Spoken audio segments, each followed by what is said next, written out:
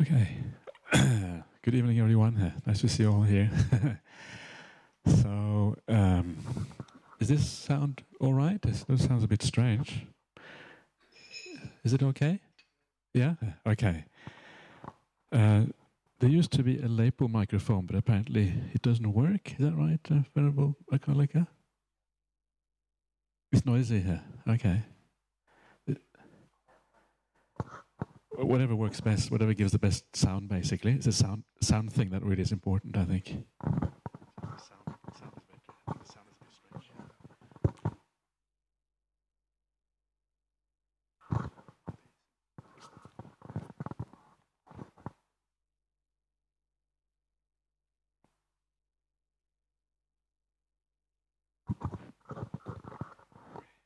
There's always some technical problems at the beginning, so we just have to bear with those technical problems, and we'll be fine. So okay.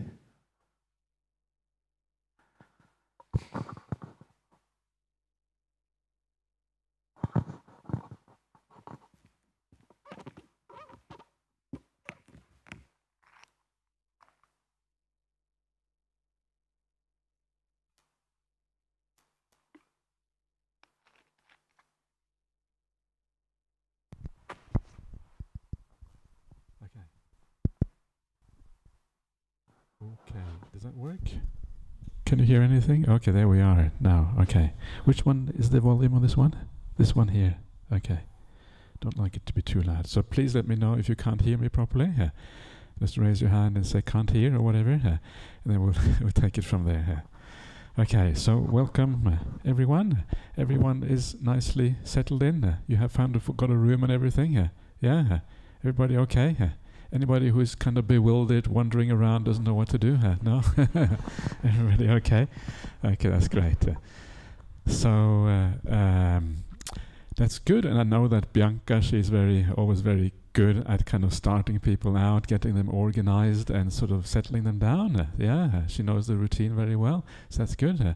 So hopefully that will all be sorted. You have all heard about the 8 precepts, right? Yeah. Anybody hasn't heard about the 8 precepts? No? Everybody knows about the 8 precepts. Okay, good. So what I will do now is just tonight to give a short introduction about meditation practice in particular, just to talk some basic things about, just to relax and enjoy and this kind of stuff, because it is so important to kind of get it right at the beginning. Once you have it right at the beginning, the retreat tends to flow very nicely as a consequence. But the idea with this kind of retreat is to mix meditation practice with suttas. So we're going to study some of the word of the Buddha and then meditate at the same time. And I have always found that that is a very nice combination, because when you read the word of the Buddha and you meditate at the same time, you go deeper often into the word of the Buddha. You understand it in a more profound sense. And also, when you read of the Buddha, you get inspired, right? You feel, wow, this is just so beautiful, so powerful, so nice. And your meditation gets deeper as a consequence. So there has this kind of mutual benefit, reading the suttas and doing meditation practice at the same time. And I have often found people sometimes say that the suttas are so hard to read, difficult to understand, and all these kind of things. And sometimes, of course, it can be difficult, because the idea of the suttas is, of course, it is a profound teaching. It is the word of the Buddha. It is a spiritual path that takes you all the way to the end of suffering. So it can be expected to be a little bit profound, a little bit difficult sometimes. But overall, I have always found that the word of the Buddha is, to my mind, by far the easiest way to understand the Buddhist path.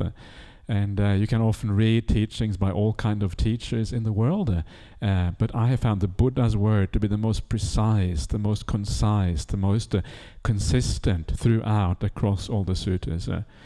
Once you get into it, I've always found it to be very beautiful and also very powerful at the same time. So this is kind of the idea behind this. So if you don't like this idea, then well, you have a problem. I'm not sure what you're going to do. You got maybe I want to go home, but hopefully you like that. Otherwise, it's not going to work out very well. So that is the kind of the background. What I will do now is to just give some very basic meditation instructions just to get us started on this retreat. And one of the things that I always say at the outset is to remember that Buddhist meditation is all about enjoyment, it's all about happiness, it's about joy, it's about feeling a sense of relaxedness and ease, right? This is what Buddhist meditation really is all about. And I will read out one of the suttas probably tomorrow morning or maybe the day after, in the afternoon or whatever, that talks all about how meditation is supposed to be experienced. And what you will see in that sutta when we get there is that it is all about the happinesses, the joys, the eases of the mind. That is what meditation is all about. So the personal experience of meditation should always be a very positive one. This is what you get out of the suttas. It doesn't mean that this kind of, you're going to feel bliss from the moment you enter Jhana Grove till the moment you leave. It doesn't mean that. That's too good to be true, right? Life that never works quite like that. But what it means is that we should be an inclination towards ease and enjoyment and happiness in this path. Because that is what you see in the suttas again and again and again, how the Buddha teaches meditation and how he teaches, in fact, the whole Buddhist path. Not just meditation practice, but the entire path is really a path inclining towards more happiness and less suffering in life. And already that information is already very, very useful to give us an idea of how we should go about our practice, because our entire practice can be informed by that idea that it's supposed to be a positive experience that we have in meditation. Yeah, it's supposed to be positive. So from the very moment you sit down on your first meditation until the last moment when we leave this retreat, all the way through, it's supposed to be something generally positive. And if it isn't positive, then you have to ask yourself why, and you have to kind of adjust a little bit just to make sure that it is a positive experience. So this idea of happiness actually informs how we do how we go about this whole meditation practice. And it starts from the very start. You sit down, right? And the very first thing, of course, always is to ask ourselves, are we relatively comfortable when we sit down? And this is one of the nice things about a place like this, is that you have opportunities to sit in different ways. You can sit on the floor if you like, you can sit on the chairs if you like. I'm wondering whether we should bring some beds in here so we can kind of lie down. Would that be nice? Really, really relax, right? These things look a bit like beds. Maybe they can fold them out or something.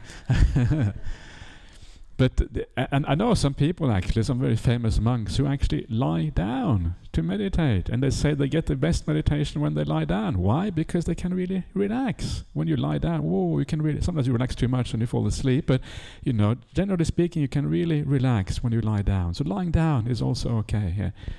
So make sure that you are comfortable when you do your meditation practice. Change your posture. Sometimes sit on the floor, sometimes sit on a chair. Sometimes lean against the walls here, right? Sometimes go and do walking meditation. Sometimes go back to your room and just do lying down meditation in your room. Whatever it takes to be relaxed and at ease, essentially. Don't go for the pain in the body. And it is surprising how common it is in the world of meditation for people to experience too much pain in the body. They often think that pain in the body is a sign that you're really going for it, right? No pain, no gain is kind of the idea there. But the Buddhist path doesn't really work like that, because the Buddhist path is all about the middle way. Right? This idea of the middle way is the very first teaching of the Buddha. After his awakening, he goes to the 5 monks who were looking after him, and he says to them, I've discovered the middle way here. And this is the very first teaching here. And then he describes the middle way, between, not indulging too much, and not, and on the other hand, not torturing yourself. And yet, this very first teaching of the Buddha, even though this can be considered a foundational teaching because it was the very first teaching he gave, still people forget this. Still people forget that torturing the body is not very useful in this practice. And so please remember that, the idea of the middle way, not torturing the body, not super indulgent. Now, you are here at Jhana Grove. It's a very, in my opinion, a very wonderful retreat center, peaceful, nice surroundings, good company, right? You get all these wonderful people to hang out with for 9 days. It's a wonderful place.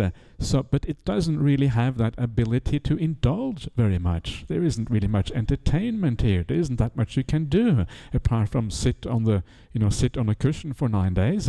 Most people consider that torture to have to sit on a cushion for 9 days, and yet you are coming here doing that. So the indulgement side is not something that you have to worry too much about. It is the pain side and the torture side of things that you have to be concerned about. I always say to people, if you're going to err on a meditation retreat, err on the side of comfort, err on the side of a little bit of indulgence. How much indulgence anyway? You can maybe sleep half an hour longer, you can have an extra cup of tea, right? It's barely called indulgence in the world at all. So it's pretty good actually. So please do that and don't feel bad about that. Feel good about that you are relaxing and enjoying yourself. So this is the very first thing. Find that middle way where you're not torturing anything. And when you do that, you find that it's not just your body that you are relaxing, but you're also relaxing the mind, because it's difficult for the mind to be relaxed if the body is not at ease and not enjoying itself. Mind and body are so closely connected to each other, and if you can relax the body, you're also taking the mind with you a long way. So learn, start off by focusing on the body. Allow the body to find a sense of ease. Ideally, a sense of ease that is much more profound than any ease that you have in ordinary life. Actually, this is perhaps ordinary life, I don't know. But that's more a philosophical question. What is ordinary life? I won't go there. But so the idea is that as the body becomes relaxed and then becomes very much at ease, you're using the body as like a barometer, as an indicator of where the mind is at. The body becomes at ease, the mind also is actually experiencing some degree of ease and happiness at the same time. So use that, and you will find that when the body is really relaxed, the mind also is getting there. So use that as a measuring stick, a yardstick, if you like. And you will see that mindfulness tends to arise as a consequence of that. So this is the very first part of the meditation, and once you kind of get that right, that in itself may take you a while just to feel that out, maybe a few days. Make sure that you, especially in the beginning of the retreat, that you take it easy, you go slowly, you allow yourself to kind of settle down and find that ease. And if you do that, that will kind of carry you through these 9 days very nicely. But the second aspect, once the body is at ease and you find you relax the body, it's not just the pain, of course, but the tension in the body. All of these kind of things need to be really relaxed. But once the body is in the right place, the second part is then to focus on the mind itself. And for as far as the mind is concerned, one of the most important things is just to be very patient and just to sit and to allow things to settle down. There's only so much we can actually do with the mind. The most important thing is just to sit back and wait and allow things to kind of be very patient. Just say, well, I am now closer to the meaning of life than I am at any other time in my life. This is where I really want to be. So just relax and just enjoy this. Just be supremely patient. Just allow things to be. Just enjoy whatever is happening here at the Jhana Grove Retreat Center. And if you do that, and you are very, very patient, things will tend to kind of calm down and settle down all by themselves. All you really have to do is sit there and wait. In that waiting game, the more patient you are, the more deep the meditation tends to go. Is there anything at all that we should be doing here? And yes, there is. And what we should be doing is just to very slightly nudge the mind in the right direction. Nudge the mind towards a sense of a positive attitude, a sense of enjoyment, a sense of gladness to be here. This idea of attitude is very fundamental on the Buddhist path. If you have the right attitude, kindness in your heart, compassion for the people around you, and all of these things, then that will tend to make the mind also very, very peaceful. If the attitude becomes negative or fault-finding and these sort of things, then that will really destroy and disturb your meditation practice. And one of the things I would really recommend you to do while you are here is to remember to have a positive perception about the people around you. This is so important because it's so easy to be disturbed by other people around us and so easy to find fault with other people. When we live so close together, very, very easy to see the small little annoyances, right? Oh, why are they doing that? They shouldn't be doing that. This is a meditation retreat. And they're talking. What? That's terrible. Shouldn't be talking, etc., etc., etc. So if you are going to enjoy this retreat, I would really recommend you to see the positive in the people around you. These are wonderful people who come here. Nobody would choose to come to a Ajahn retreat center for 9 days, keep the 8 precepts, right? This is torture for the vast majority of people in the world. Yeah, it is, right? If you take some ordinary person off the street, say, okay, stay here for 9 days, no entertainment, no internet, just sit down on the floor, watch your breath. They would say, you're crazy. I'd rather go to jail than do this. Because of that, you know that these people who come here are very well intentioned. These are people who really want to live a higher kind of life, want to do the very best to make their own life good and also the life of other people as good as possible. So remember that. So every time you see something that may not seem right or seems unfair or wrong, remember the big picture is very, very positive. That is the most important thing here. People here, we come from many different cultures, many different backgrounds. Some people have come from overseas, right? And because of that, it's easy for misunderstandings to happen sometimes. So give each other the benefit of the doubt. Remember that the big picture is very beautiful. This is one of the fundamental things that makes the retreat really work out. And if you have that sense of metta and goodwill to your fellow retreatants, and please have it to me as well, I will have it to you, right? Then it will be so easy. And then when you sit down in meditation, you feel good about the people around you, then it is actually so easy to meditate because there is that lack of defilements in the mind which makes it possible. So this idea of attitude being so important in the Buddhist practice. One very nice way to look at the attitude that is required for meditation to work is to look at the 8 precepts that you are keeping while you're here and just consider very briefly what they say and what they say about the attitude that we're supposed to have. And of course the first precept is the precept of not killing any living beings or harming any living beings. And of course when we talk about the precepts, we're not just talking about the negative side of these things, we're talking also about the positive side of things. So we don't harm, but instead of not harm, it's not just that we're not just harming, we actually have compassion and a sense of wanting the welfare of other beings, right?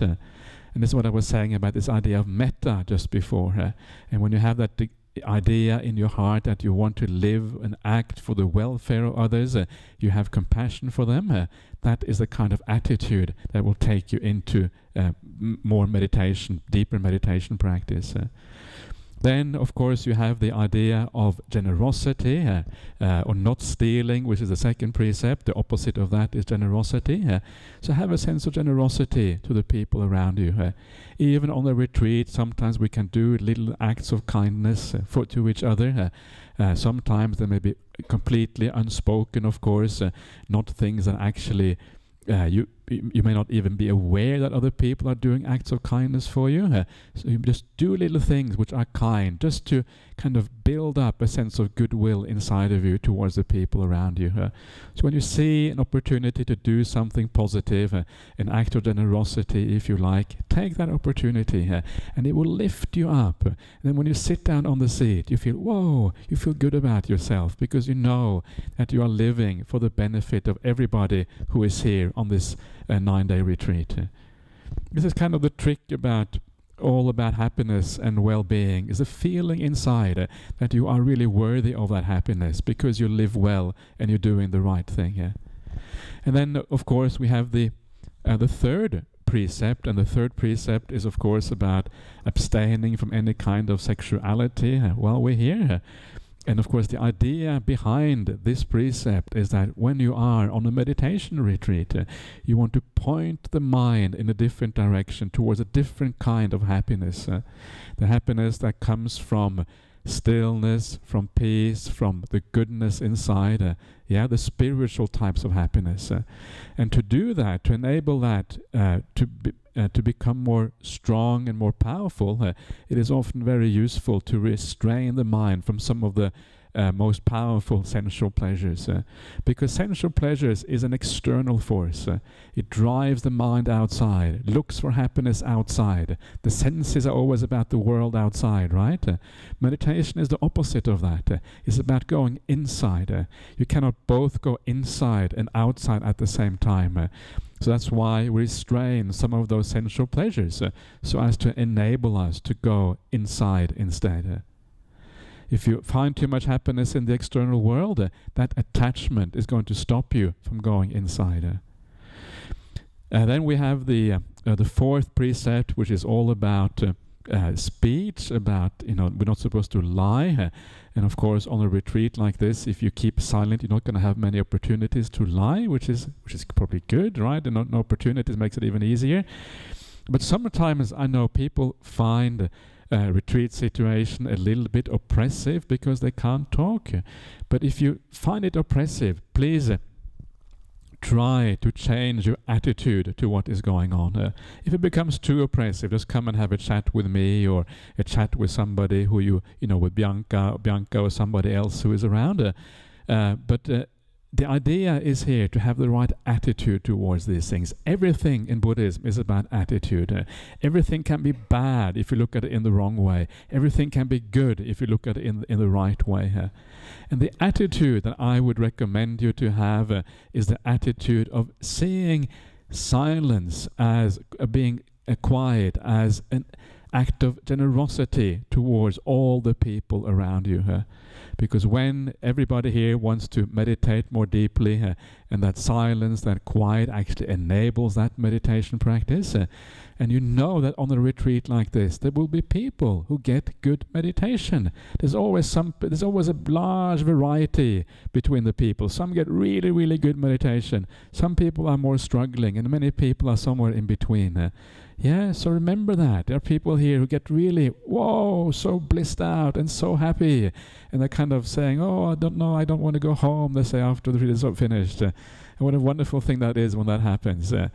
So remember that. And when you remember that, you're supporting all these people who are meditating well. It actually gives you a sense of happiness that you are supporting them. You're giving them an act of generosity just by being quiet. So that makes it very beautiful, right? Again, it makes you happy. It's just a change of attitude, a change of intention is the whole difference between whether something is oppressive or whether it is something which is very supportive for your meditation practice. And then there is the other precepts about renouncing. We're supposed to have sleep on a simple beds. The beds here are kind of borderline, but I think they're perfectly fine. And then we have the precepts about not adorning ourselves and that kind of stuff. And the last precept about eating after midday. So all of these things are there to kind of hold back a little bit on the sense pleasure. That's really what it is all about. And also what they are about, one of the nice things about coming on retreat is not to worry so much about the ordinary things that we worry about in ordinary life, what we look like, that we dress in the right way. We want to be happy when we look at ourselves in the mirror, right?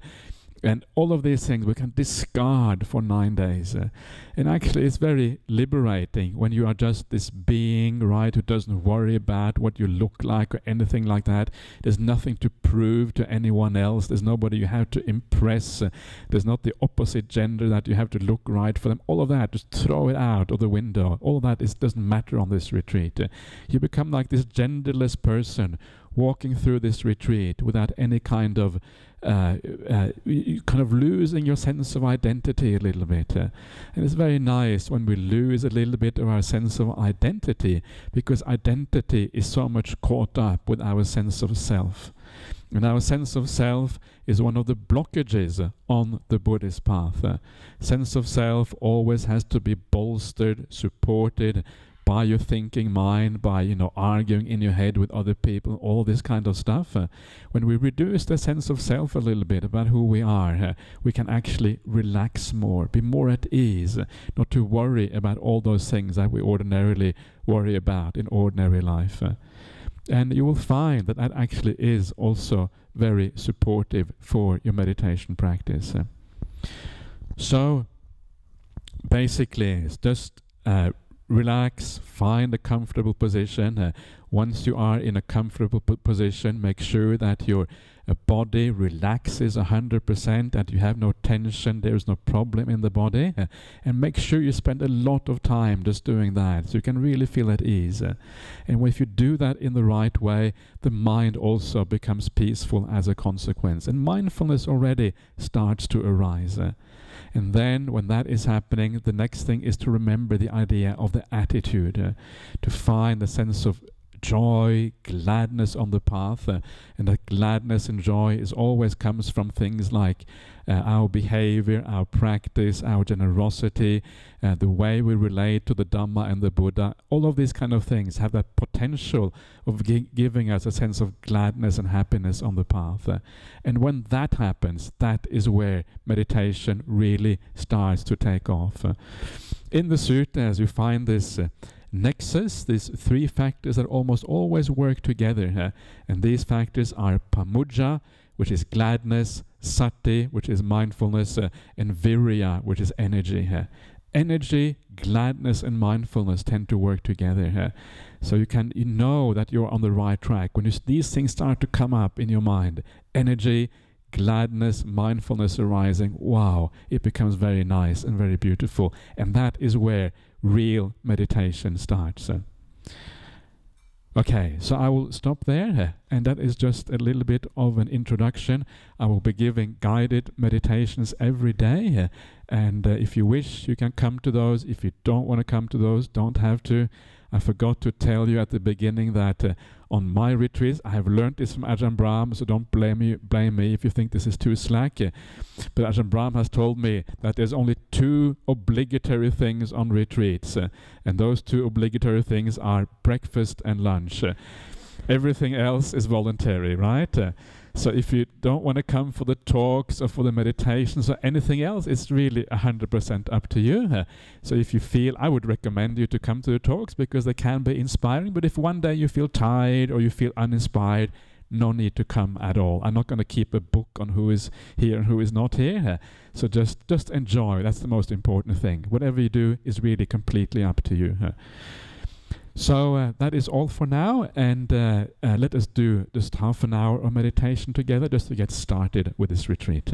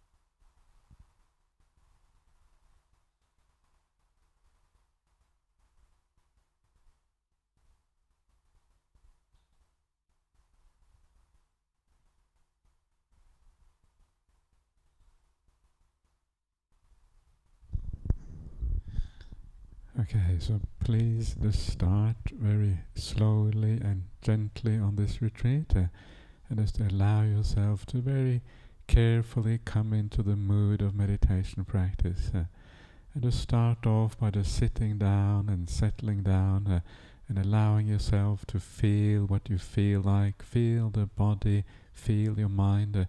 No need to do anything at all really at the beginning. Just feeling what is happening is enough. And by feeling what is going on, you get some information about what you need to do. You feel the body is uncomfortable. The first thing is to allow the body to come into the comfort zone, where you feel at ease and relaxed, and where you start to enjoy yourself. So make sure you take plenty of time just to do this, just to relax and find that ease of the body.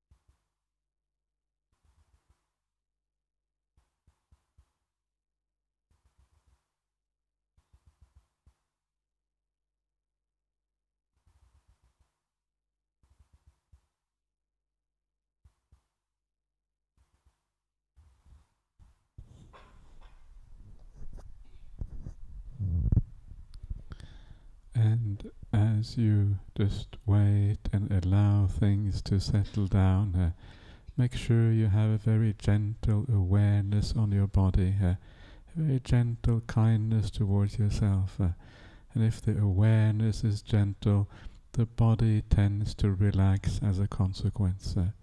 Just allow things to happen by themselves. Don't try to force things, don't try to make yourself at ease or relaxed. It should be a natural and easy process. All you do is really wait.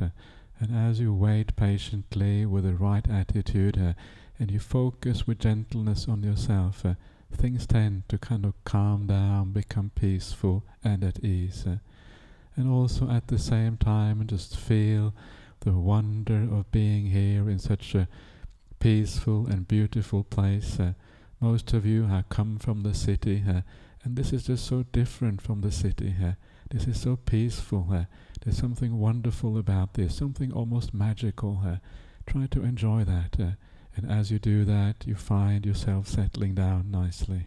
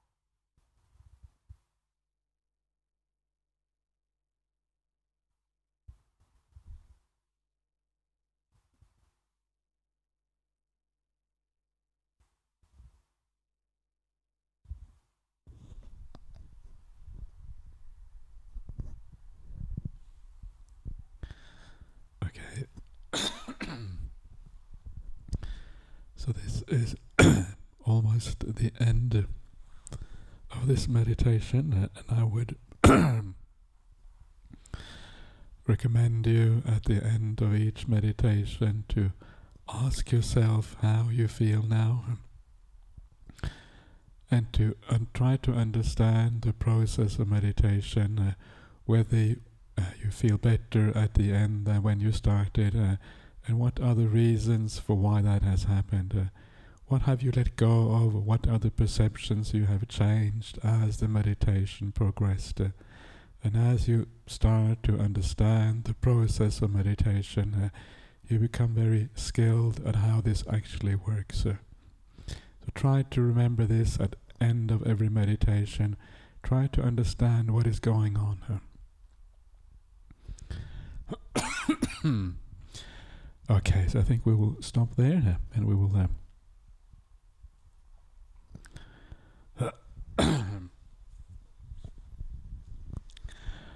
okay, so very good. So have a nice night and have a good rest, and then we'll see you again tomorrow morning. I will be out here at 6 o'clock, and please come whatever time you think is suitable tomorrow morning. Otherwise, we'll see you at 6 o'clock. Okay, let's just bow down to the triple gem before we leave for the night.